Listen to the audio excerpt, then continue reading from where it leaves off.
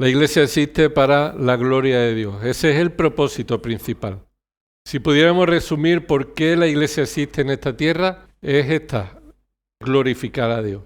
Solo la iglesia puede glorificar a Dios en esta tierra. ¿De qué manera? Pues de muchas formas diferentes. Y hemos visto 3 apartados generales. Una forma en la que la iglesia glorifica a Dios es por medio del testimonio eterno a los ángeles.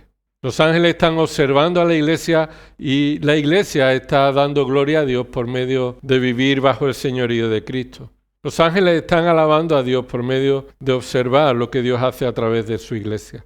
En segundo lugar, glorificamos a Dios por lo que la iglesia hace dentro de la comunión, de la comunidad, de la relación entre los creyentes de la iglesia, en el cuerpo de Cristo, en la edificación, en la palabra de Dios, en la comunión, en la adoración, en la alabanza, en el trato unos con otros, y estamos viendo ahora también en el uso de nuestros dones. Los dones que Dios nos ha dado son dones para ser usados para su gloria. Y el tercer aspecto, que lo veremos todavía, no hemos entrado en él, es en el área o en el ámbito del testimonio a los no creyentes, al resto de las naciones. La iglesia es llamada a glorificar a Dios en su testimonio público a los inconversos, como veremos más adelante. Así que estamos en esta parte de los dones espirituales. Ya recuerda que hay 2 categorías, ¿verdad?, de dones. Están los dones milagrosos temporales y está por otro lado los dones ministeriales permanentes. Y habíamos visto el uso de los dones, cómo debemos usar los dones con humildad, sin altanería, con amor sincero, con diligencia para Dios, con gozo, perseverancia y oración, con ofrenda y generosidad, con bondad, sin rencor y con disposición pacífica, y reconocemos que estos dones pueden ser perfeccionados en dependencia del Espíritu. Continuamos en esta tarde con las observaciones sobre el don de idiomas. ¿Por qué le digo el don de idiomas? ¿Por qué no decimos el don de lengua, que es lo que viene ahí en la Biblia y lo que más se reconoce? Bueno, porque en realidad el significado es que el don de lenguas significa don de idiomas. Acompáñame ahí a Hechos capítulo 2. Vayamos a este pasaje y observemos cuándo sucede en primer lugar esta manifestación de este don.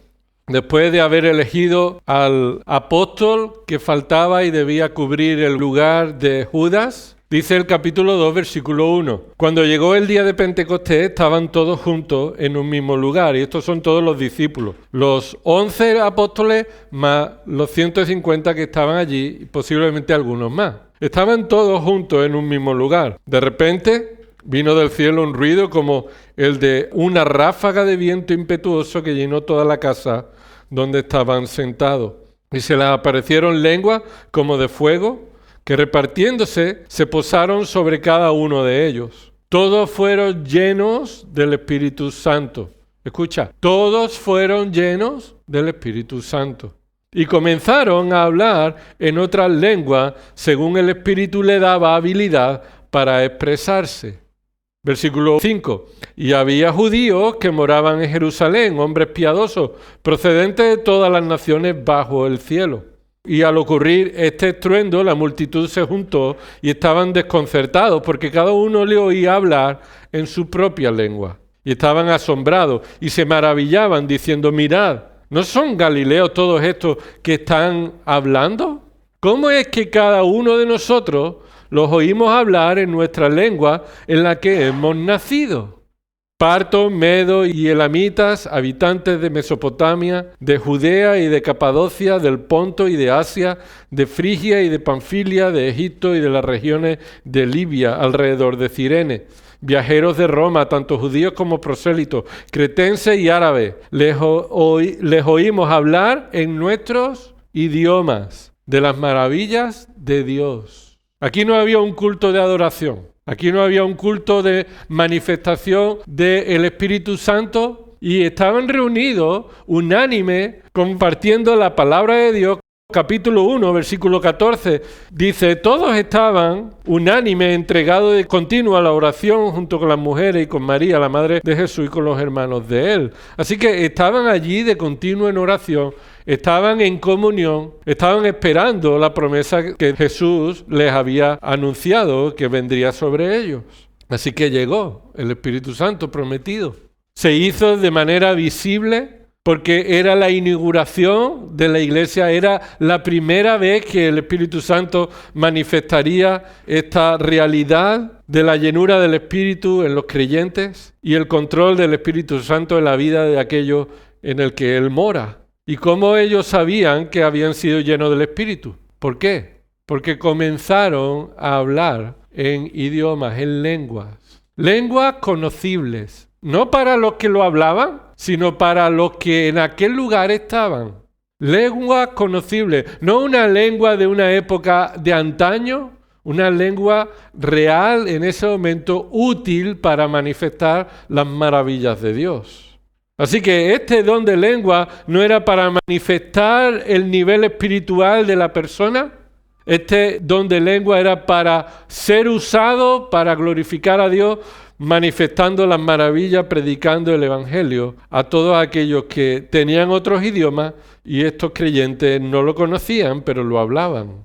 No lo conocían, pero lo hablaban. Algunas observaciones sobre este don de idioma. En primer lugar, no todos los creyentes hablaban en lengua.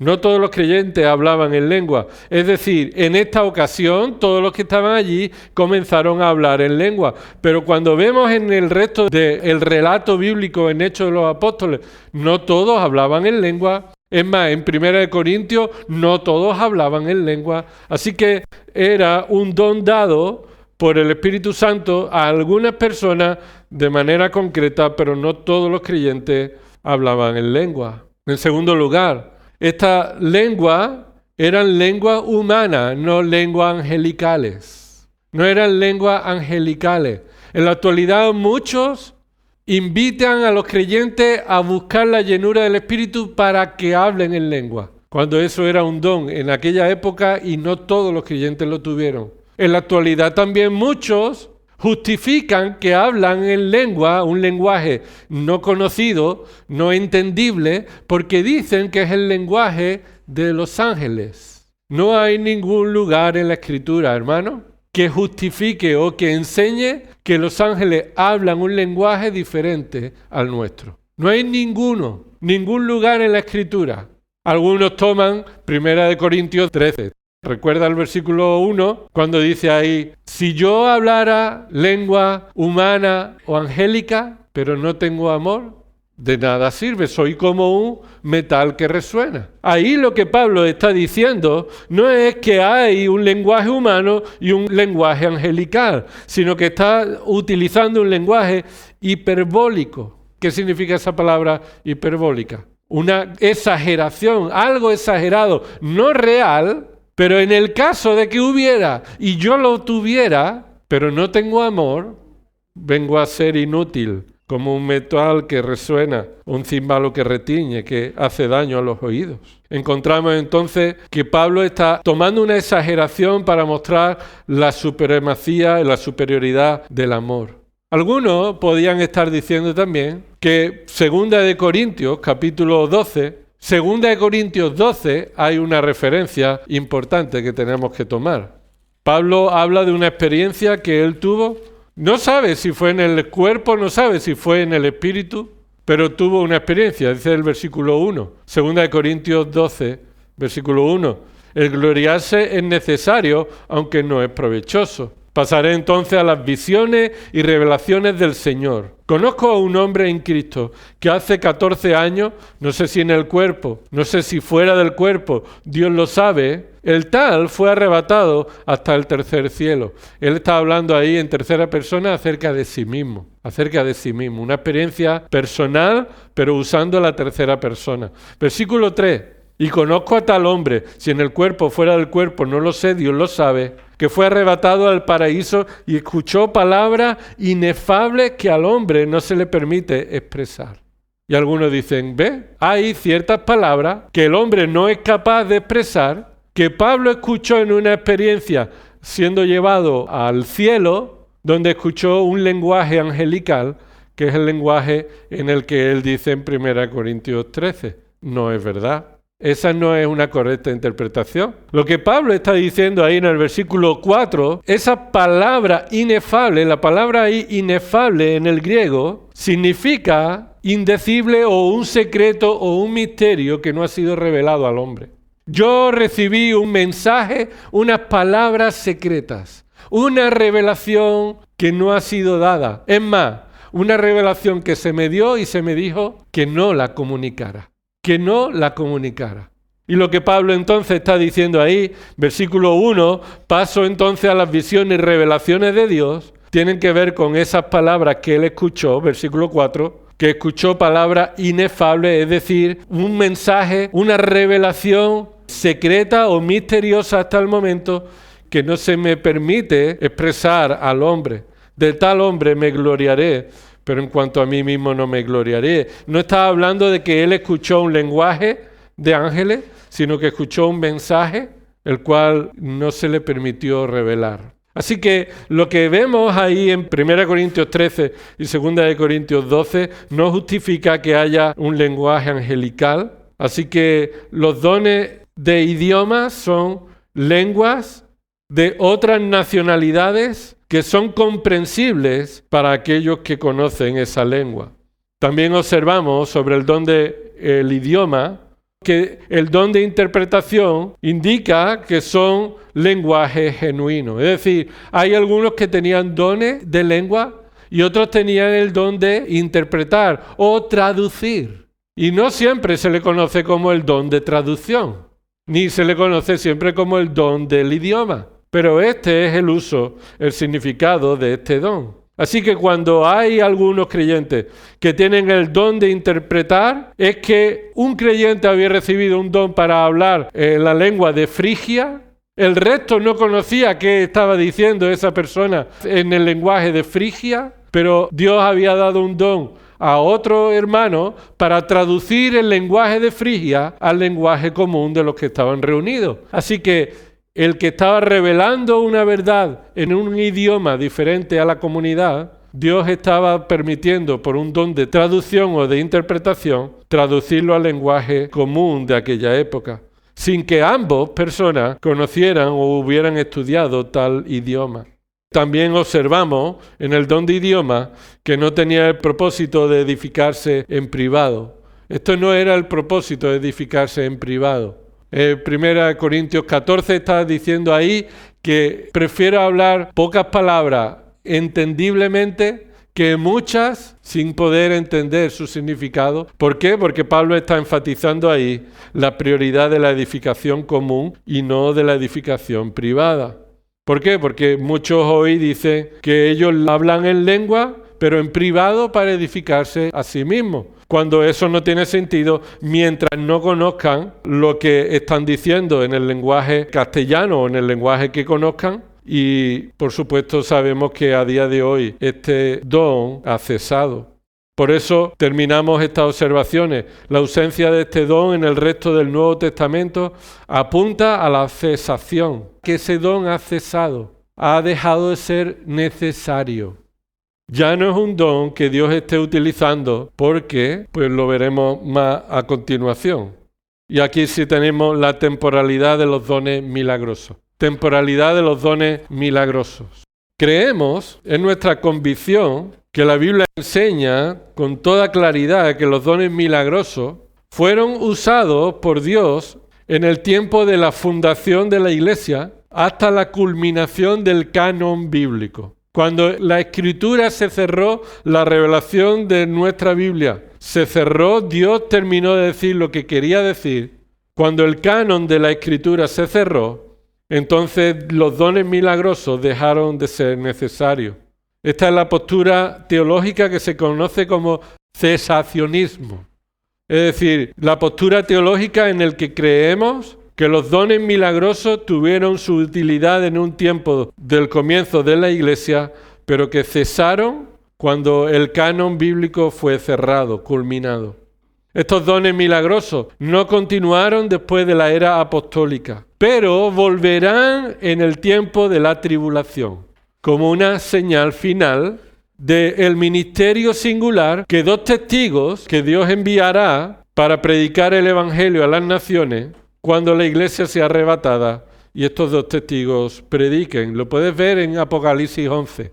Habrá 2 testigos que ellos sí harán señales milagrosas como en la época del comienzo de la iglesia. Pero en el tiempo en el que ahora vivimos, en la dispensación en el que la iglesia está en la tierra y el canon se cerró, los dones milagrosos han cesado. Razones bíblicas de la temporalidad de los dones milagrosos. La primera razón bíblica de por qué los dones milagrosos han cesado es porque en la actualidad no hay apóstoles, con A mayúscula. En la actualidad no hay apóstoles con A mayúsculas. ¿Qué significa esto? Los apóstoles con A mayúsculas son los que Cristo escogió y llamó personalmente y además fueron testigos oculares del Cristo resucitado. Nadie puede cumplir con los requisitos de haber visto con sus propios ojos a Cristo resucitado. Mira en Hechos capítulo 1. Y el versículo 21 dice: por tanto es necesario que los hombres que nos han acompañado todo el tiempo que el Señor Jesús vivió entre nosotros, comenzando desde el bautismo de Juan hasta el día en que de entre nosotros fue recibido arriba, uno se ha constituido testigo con nosotros de su resurrección. ¿Qué está diciendo ahí Pedro? Que un apóstol que debe sustituir a Judas debía cumplir con este requisito: estar con los apóstoles desde la predicación de Juan hasta la resurrección de Cristo para ser un testigo ocular del Cristo resucitado. Así que nadie puede cumplir con esto. Pablo se refiere a sí mismo como el último de los apóstoles. En 1 Corintios 15, cuando él está diciendo acerca del Evangelio y define y describe el Evangelio como que Cristo murió por nuestros pecados conforme a las Escrituras y que fue sepultado y resucitó al tercer día conforme a las Escrituras. Versículo 5, y que se apareció a Cefas, es decir, a Pedro, y después a los 12, ese nombre los 12 es un título, los 12 discípulos de entre el resto de los discípulos. Versículo 6, luego se apareció a más de 500 hermanos a la vez, la mayoría de los cuales viven aún, pero algunos ya duermen. Después se apareció a Jacobo, luego a todos los apóstoles, y al último de todos, como a uno nacido fuera de tiempo. Eso significa como uno que no lo merecía, como uno que no se esperaba de él, se apareció a mí. Así que Pablo se describe a sí mismo como el último apóstol, uno que ya nadie esperaría, pero que Dios trajo de manera desmerecida y además siendo el último. Entonces los apóstoles que fueron usados por Dios para poner el fundamento doctrinal para la iglesia, siendo Cristo la piedra angular, ellos son los que certificaron con su mensaje y con sus dones milagrosos que estaban hablando de parte de Dios y estableciendo el fundamento de la iglesia. Segundo, el cierre del canon bíblico. El cierre del canon bíblico. ¿Qué quiere decir? Ya no hubo más apóstol que pudiera hablar con la autoridad de un apóstol, que pudiera establecer el fundamento doctrinal de los apóstoles, con A mayúscula. Cuando el último apóstol murió, Juan, entonces la revelación escrita de Dios, la revelación especial de Dios, se cerró, se acabó, se culminó, se terminó. Dios ya había hablado de manera definitiva. Entonces, ya no era necesario el don de revelación. Ya no había nadie que estuviera revelando un nuevo mensaje, porque ya había sido culminado en la Escritura. Así que el don de revelación había dejado de ser necesario, había dejado de ser utilizado por Dios, dejando por tanto así de ser necesario los dones milagrosos que certificaban el don de revelación. Así que si alguien hablaba de parte de Dios, se venía certificado que era un apóstol de Cristo por los dones milagrosos. Pero cuando el canon se cerró, ya no había un don de revelación. Por tanto, ya no era necesario las señales milagrosas de la interpretación. Segunda de Pedro, capítulo 1, versículo 16. Porque cuando os dimos a conocer el poder y la venida de nuestro Señor Jesucristo, No seguimos fábulas ingeniosamente inventadas, sino que fuimos testigos oculares de su majestad. Pues cuando Él recibió honor y gloria de Dios Padre, la majestuosa gloria le hizo esta declaración: este es mi Hijo amado en quien me he complacido. Y nosotros mismos escuchamos esta declaración hecha desde el cielo cuando estábamos con Él en el Monte Santo. Y así tenemos la palabra profética, aún más segura. Es la verdadera traducción del original. No la palabra profética más segura, sino aún más segura que nuestra experiencia es esta que ha sido revelada, la cual hacéis bien en prestar atención como una lámpara que brilla en un lugar oscuro, hasta que el día despunte y el lucero de la mañana aparezca en vuestros corazones. Pero ante todo sabed esto, que ninguna profecía de la Escritura es asunto de interpretación personal, es decir, no es asunto de origen humano, pues ninguna profecía fue dada jamás por un acto de voluntad humana, sino que hombres, movidos por el Espíritu Santo, hablaron de parte de Dios. Así que los que hablaron de parte de Dios, y se ha recogido en este libro que tenemos delante de nosotros, y ese libro se culminó con el último apóstol que habló de parte de Dios. El canon ha sido concluido y ya no es necesario que estén los dones de revelación y de señales de confirmación. Por tanto, las falsedades de las señales milagrosas actuales muestran que es solamente una manera de engañar por aquellos que quieren desviar a la iglesia de la fidelidad a la palabra y movernos a una supuesta dependencia de los sentimientos y de las señales maravillosas. Dios tiene poder para hacer lo que siempre ha hecho a lo largo de la historia, pero Dios no está encadenado a que nosotros atribuyamos a Dios todo lo que Él puede hacer en las supuestas señales que nosotros queremos ver. Si Dios tuvo poder para abrir el mar Rojo, entonces podemos esperar que Dios abra hoy el Guadalquivir. Esa es la forma en la que muchos interpretan la Escritura. Si Dios ha resucitado a muchos muertos, podemos esperar que hoy resucite Dios a los muertos. Pero Dios es soberano para usar su poder, no en base a nuestra expectativa, y como Dios ya lo hizo en el pasado, podemos esperar que Dios lo haga en el presente, sino para hacer un uso concreto y específico acerca de su poder. Y esto es lo que Dios hizo con los dones milagrosos. Entonces, sigamos con el significado de algunos dones. Hemos dicho los dones milagrosos temporales y se dividen a su vez en dones de revelación y dones de confirmación. Vamos a ver los dones de revelación. Cuando hablamos acerca de los dones, tenemos que reconocer que el conocimiento de los dones espirituales es esencial, dado que cada creyente contribuye de modo único y necesario a la edificación de la iglesia local. Todos hemos recibido un don en el momento en el que hemos sido salvados, y ese don es único y necesario para la edificación de una iglesia local. Así que es imprescindible y esencial conocer la enseñanza bíblica acerca de estos dones, porque si no lo conocemos, no lo usaremos conforme a la voluntad de Dios, por tanto no estemos cumpliendo con el propósito específico y la iglesia estará deficiente. Una iglesia formada por creyentes que no conocen sus dones bíblicamente, no podrán ponerlo en práctica bíblicamente y por tanto es una iglesia deficiente espiritualmente. Si no conoces tu don y no lo estás poniendo en práctica, estamos como iglesia siendo afectados negativamente.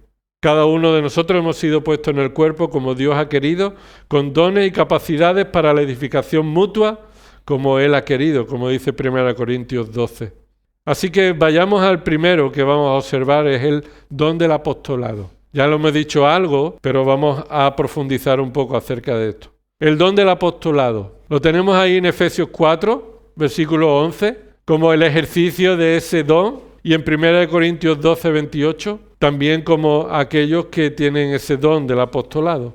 ¿Qué significa o qué es este don del apostolado? La palabra apóstol se refiere y se traduce como un embajador, un enviado para una misión.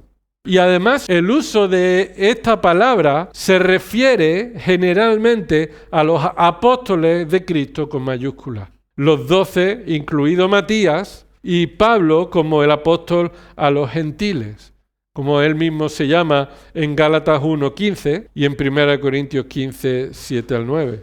Otros apóstoles que aparecen en el Nuevo Testamento no eran enviados por Cristo directamente, sino que eran enviados por iglesias locales. Y puedes verlo, por ejemplo, en 2 Corintios 8:23, 2 Corintios 8:23 y Filipenses 2:25. Esos dos textos nos muestran que había algunos apóstoles con A minúscula que eran personas creyentes, capacitados espiritualmente para cumplir con un ministerio y eran enviados no por Cristo, sino por iglesias locales. Así que la mayoría de las veces que aparece la palabra apóstol se refiere a los apóstoles de Cristo con mayúsculas, aunque en ocasiones, como en 2 Corintios 8:23 y Filipenses 2:25, se refiere a creyentes enviados por iglesias locales. Los apóstoles con A mayúscula eran enviados personalmente por Cristo, como hemos dicho antes, como testigos oculares. Y terminaron con Pablo, como hemos dicho también, ahí siendo el último que fue llamado por Cristo resucitado. Míralo conmigo en otro pasaje, otros dos pasajes. Gálatas capítulo 1. Pablo se refiere ahí en Gálatas capítulo 1, versículos 11 y 12. Pues quiero que sepáis, hermano, que el evangelio que fue anunciado por mí no es según el hombre. Pues ni lo recibí de hombre, ni me fue enseñado, sino que lo recibí por medio de una ¿qué? Revelación de Jesucristo. Así que Pablo está hablando acerca de esa aparición de Cristo en su conversión cuando recibió este evangelio. 1 Corintios capítulo 11. También, 1 Corintios capítulo 11, versículo 23, lo leemos casi todos los domingos, casi todo. ¿Qué dice Pablo con la mesa del Señor? Que empieza diciendo ahí el versículo 23, porque yo recibí del Señor lo que también os he enseñado.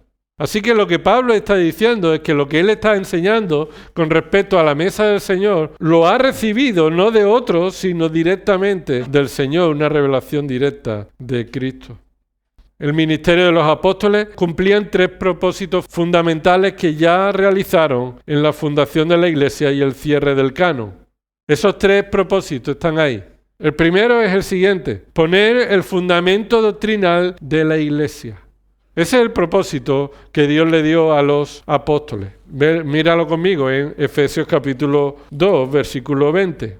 Pablo le dice a los creyentes en Éfeso cómo deben vivir en paz y en unidad, aquellos que estaban alejados y ahora han sido acercados, aquellos que estaban sin Dios y ahora están en Cristo. Y dice ahí, versículo 19, así pues ya no sois extraños ni extranjeros, sino que sois conciudadanos de los santos y sois de la familia de Dios, edificados sobre el fundamento de los apóstoles y profetas, siendo Cristo mismo la piedra angular, la piedra fundamental.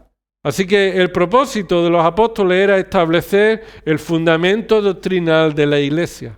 Y ellos serían usados por Cristo para establecer la enseñanza para la instrucción de la iglesia para todas las edades, siendo la palabra de Dios suficiente para nuestro tiempo sin necesidad de ninguna revelación nueva. La palabra de Dios es completa. ¿Qué dice 2 Timoteo 3:16? Toda escritura es inspirada por Dios y útil para hacer perfecto al hombre de Dios. Así que tenemos en la palabra de Dios todo lo necesario como el fundamento doctrinal de la iglesia. No necesitamos más revelación. En segundo lugar, el propósito de los apóstoles es que recibían la revelación divina que predicaban, enseñaban y escribían. Es decir, como hemos leído antes en 1 de Pedro, porque la palabra profética no ha venido nunca por la intención del hombre, por la motivación del hombre, sino que hombres movidos por el Espíritu Santo escribieron la palabra de Dios, confiable. Entonces ellos predicaban, enseñaban y escribían lo que Dios les había dado que escribieran. Tenemos ahí en Efesios capítulo 3, versículos 4 y 5, dice, en vista de lo cual, leyendo, podréis comprender mi discernimiento del misterio de Cristo, que en otras generaciones no se dio a conocer a los hijos de los hombres, como ahora ha sido revelado a sus santos apóstoles y profetas por el Espíritu. Así que si Dios no hubiera revelado a los profetas y apóstoles el misterio del Evangelio, es decir, que por medio de Cristo, no solo los judíos, sino los gentiles, cualquier persona de cualquier nación puede ser unido a la iglesia, al cuerpo de Cristo, eso sería una revelación que todavía estaría siendo un misterio. Pero ahora ha sido revelado, se ha dado a conocer a los hijos de los hombres este misterio que estuvo en un tiempo escondido.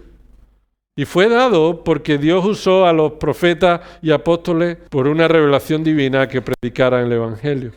Hechos capítulo 2, versículo 42. Tenemos ahí en el comienzo de la iglesia cómo Pedro está predicando este primer sermón acerca de este misterio. Y dice ahí en el versículo 42, y se dedicaban continuamente a las enseñanzas ¿de quiénes? No de los seguidores en general. Ahí debería estar tu palabra con A mayúscula. Se dedicaron a la enseñanza de los apóstoles. Dios estaba usando a los apóstoles para establecer la enseñanza apostólica, el fundamento en el que Cristo es la piedra angular. Y todos ellos, toda la iglesia, estaban dedicados a esa enseñanza de los apóstoles. Por supuesto, ahí no se puede referir a las cartas del Nuevo Testamento porque todavía no estaban escritas, sino que los apóstoles estaban predicando el Evangelio por medio del Antiguo Testamento y por medio de nueva revelación que recibían de parte de Dios. Así que ese era el propósito. Capítulo 6, versículo 4 de Hechos. Y surge ahí el problema de atender a las necesidades de las viudas y vemos cuál es la prioridad de los apóstoles. ¿Cuál era la prioridad de los apóstoles? Versículo 4. Y nosotros, y ahí ¿quién se refiere a nosotros? Bueno, se refiere a los apóstoles, porque eran los que habían convocado a los creyentes. Entonces los 12 convocaron a la congregación, ¿lo ve ahí?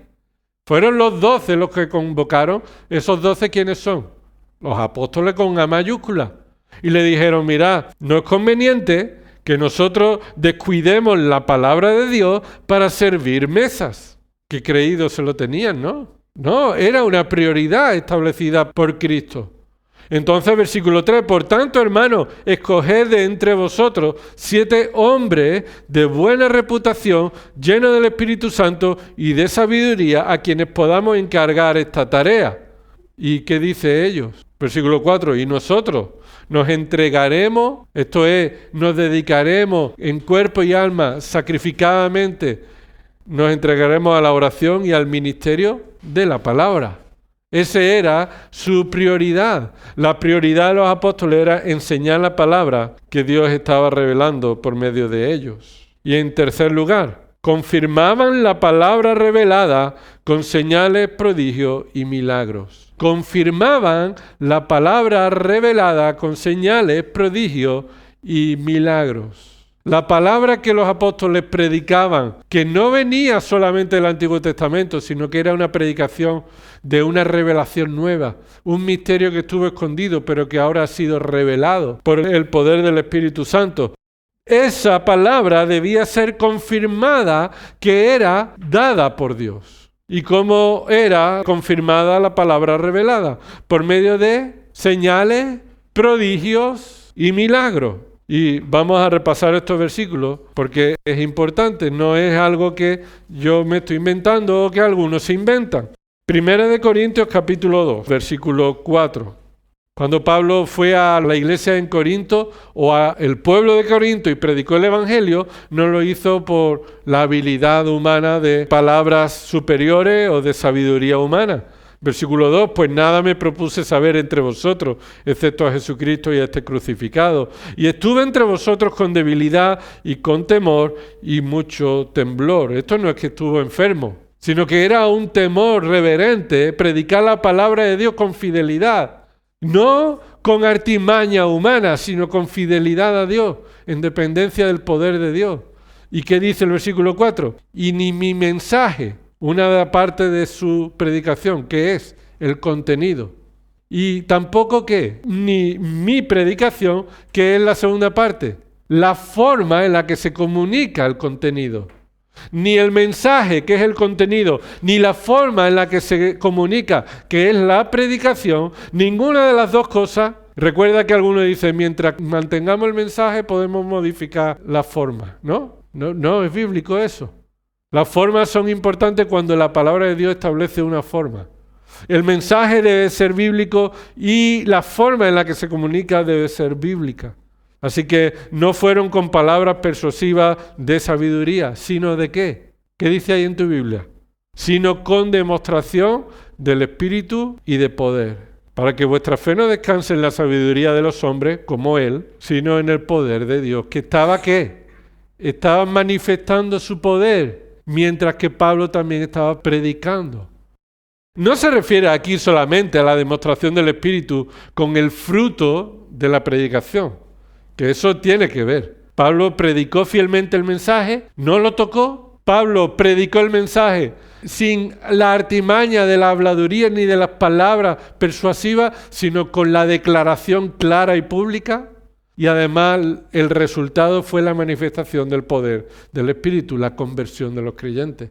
Pero aquí lo que Pablo está diciendo es que lo que él estaba haciendo vino acompañado de la demostración del poder de Dios, por medio de milagros y de prodigios. Vayamos más adelante, 2 de Corintios. Le habían dado fuerte y flojo a Pablo, diciendo que él no era un verdadero apóstol. Le habían dicho que él estaba ahí por intereses pecaminosos. Habían dicho de todo a Pablo. Hasta en la primera carta, en el capítulo 4, dice, mira, me importa muy poco lo que digáis de mí, ni de lo que otros digan de mí, pero yo soy un mayordomo fiel delante de Dios, y delante de Dios responderé.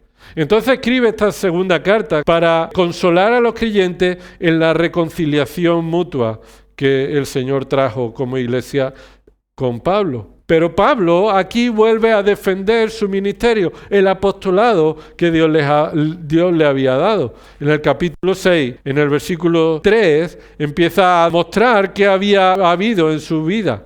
Dice, no dando nosotros en nada motivo de tropiezo para que el ministerio no sea desacreditado, sino que en todos nos recomendamos a nosotros mismos como ministros de Cristo, esto es, siervos de Cristo, en mucha perseverancia, en aflicciones, en privaciones, en angustia, en azotes, en cárceles, en tumulto, en trabajo, en desvelo, en ayuno, en pureza, en conocimiento, en paciencia, en bondad, en el Espíritu Santo. Ahí cuando Pablo está hablando acerca del Espíritu Santo, se refiere a las manifestaciones del Espíritu Santo. En amor sincero, versículo 7, en la palabra de verdad, en el poder de Dios. Entonces él está manifestando que eran enviados de Dios y que hacían el ministerio en el poder de Dios, reforzados o respaldados, confirmados por los milagros que Dios estaba haciendo por medio de su Espíritu. Mira en esta misma carta, capítulo 12, versículo 12. Pablo ha dicho de este hombre que no quiere gloriarse, pero sí en la debilidad de ese hombre, ¿verdad? No me gloriaré en mí mismo, sino me gloriaré en mis debilidades. Y ahora dice el versículo 11, me he vuelto insensato, vosotros me obligasteis a ello. Pues yo debería haber sido encomiado por vosotros, porque en ningún sentido fui inferior a los más eminentes apóstoles, aunque en nada soy. Cuando Pablo se refiere ahí a los más encomiables apóstoles, se refiere a los apóstoles con mayúsculas. Nadie dudaba del resto de apóstoles, pero dudaban de Pablo. Y dice, yo no tengo nada que envidiarle a esos apóstoles. Aunque en realidad Pablo dice, yo nada soy. No tengo nada que envidiar porque soy igual de poderoso y que fuerte y sabio que ellos, sino que soy débil. No soy nada, dice el versículo 12, entre vosotros se operaron las señales de un verdadero apóstol. ¿Cuáles son esas las señales de un verdadero apóstol? Y recuerda, apóstol con mayúscula. Las señales de un verdadero apóstol con mayúscula eran de toda perseverancia por medio de señales, prodigios y milagros.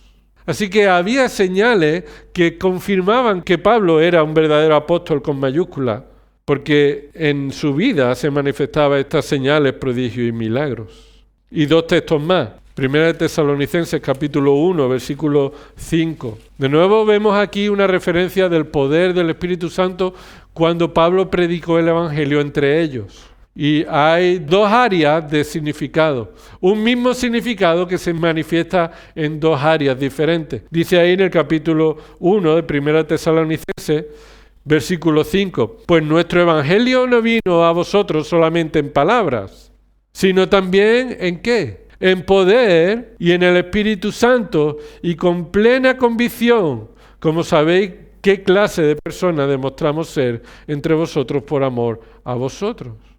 Así que lo que ahí está diciendo Pablo es que él predicó el Evangelio y se manifestó también no solamente por palabras, sino manifestaciones que certificaban su mensaje.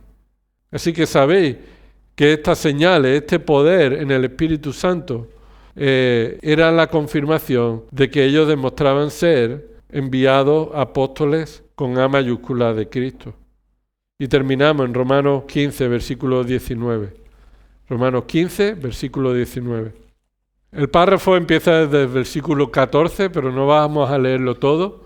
Pero Pablo está ahí hablando también acerca del ministerio que ellos están cumpliendo para la gloria de Cristo. Y dice el versículo 17, por tanto, en Cristo Jesús he hallado razón para gloriarme en las cosas que se refieren a Dios. Se gloría Pablo en las cosas que se refieren a Dios porque son hechas por medio de Cristo.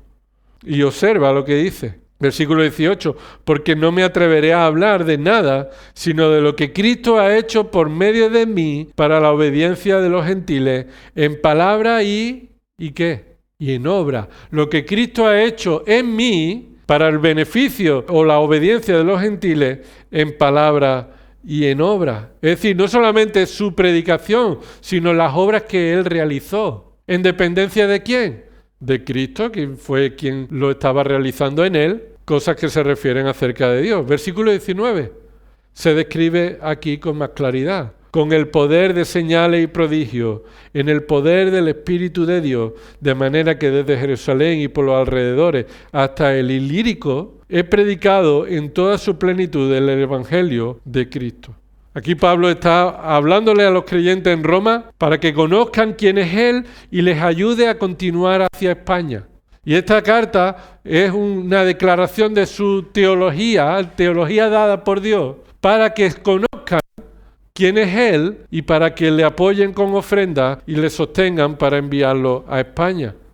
Y Él les está diciendo que Él ha obrado en el poder del Espíritu Santo, en el poder de Cristo Jesús y en el poder del Padre, todas estas obras en su vida, predicando el Evangelio y obrando señales y prodigios, confirmando que Él es un verdadero enviado de Cristo, que su mensaje era el Evangelio de Cristo. Terminamos aquí. Si los apóstoles se refiere a aquellos con A mayúscula, y ya hoy no hay apóstoles, porque no se pueden cumplir los requisitos bíblicos que para ellos se pidieron, entonces, en la actualidad, solo nos podemos referir como apóstoles con minúscula, escucha, apóstoles con minúscula, a creyentes que son capacitados por el Espíritu Santo para ejercer o cumplir un ministerio de un don espiritual ministerial permanente enviado por una iglesia local. Eso es lo que hoy podría identificarse como un apóstol. Alguien enviado por una iglesia local para ejercer un ministerio permanente. Pero realmente nosotros personalmente no usamos mucho la palabra apóstol para referirnos a estos posiblemente misioneros o hermanos enviados, para no confundir a nadie de que pueda haber un apóstol con mayúsculas. En la actualidad muchos se llaman apóstoles, pero quieren referirse a apóstoles con mayúsculas, cuando en realidad si habláramos de apóstol siempre sería con A minúscula, es decir, un creyente que no tiene autoridad para revelar ninguna palabra nueva que esté fuera de la palabra de Dios, ni tiene poder para hacer milagros, ni tiene poder para dones milagrosos, ni tiene una autoridad por encima de otros creyentes, una autoridad apostólica. No, eso no está en la actualidad. Señor, te damos gracias, Padre, por habernos dado con claridad, Señor, la enseñanza necesaria para confiar, Señor, en los dones que tú has provisto a lo largo de la historia de tu iglesia, el don sobrenatural, milagroso que tú capacitaste a muchos de tus hijos para establecer el fundamento doctrinal, teológico de tu iglesia. Señor, pero te damos gracias porque sabemos que a día de hoy la obra de tu Espíritu Santo sigue siendo fundamental, necesaria para conocer lo que tú ya has dicho y has terminado de decir por medio de tu palabra. Señor, ayúdanos, Señor, no a buscar los milagros, no a buscar las palabras que estén fuera de tu revelación escrita, ni a personas que pueden hablarnos un supuesto mensaje que viene de tu parte, si no está escrito en tu palabra. Señor, ayúdanos a tomar conocimiento, Señor, de los dones que tú nos has dado y también someternos a esos dones como iglesia, para que podamos ser edificados conjuntamente. Señor, perdónanos, Señor, cuando ponemos una expectativa diferente, no bíblica, de tu palabra, de tu poder, de tu forma de actuar. Señor, tú eres perfecto en todo lo que tú haces, pero también eres un Dios de orden. Y tu poder está sometido a tu voluntad. Y tu voluntad tiene un propósito que se cumplirá conforme a lo que tú has decretado. Te damos gracias, Señor, por habernos revelado esta palabra fielmente. Señor, y ayúdanos a vivir conforme a ella. Todo esto oramos en el nombre de Cristo Jesús. Amén.